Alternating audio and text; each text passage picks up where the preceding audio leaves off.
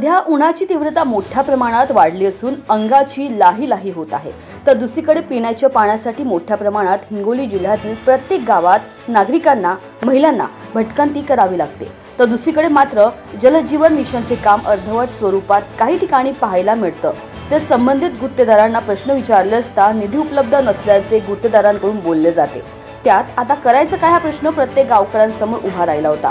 त्याचाच एक भाग म्हणून लिंबाळा मक्ता ग्रामपंचायतमध्ये 7 तारखेला ग्रामसभेचे आयोजन करण्यात आले होते। त्यात पिण्याच्या पाण्याचा प्रश्न मोठ्या प्रमाणात उद्भवला आणि सध्या कर्तव्यावर असलेले ग्रामपंचायत अधिकारीच्या बाबतीत म्हणावं तितकं कमीच। प्रशासकीय सोबत सामाजिक जाण असणारे कर्तव्यदक्ष ग्रामपंचायत अधिकारी श्री प्रफुल्ल कदम यांनी एका मिनिटात पिण्याच्या पाण्यासाठी टँकरनं गावातील विहिरीत पाणी सोडण्यास सुरुवात केली आहे। त्यामुळे ग्रामपंचायत अधिकारी प्रफुल्ल कदम यांचं सर्वत्र कौतुक होताना पाहायला मिळत आहे। प्रखर लेखणी, हिंगोली।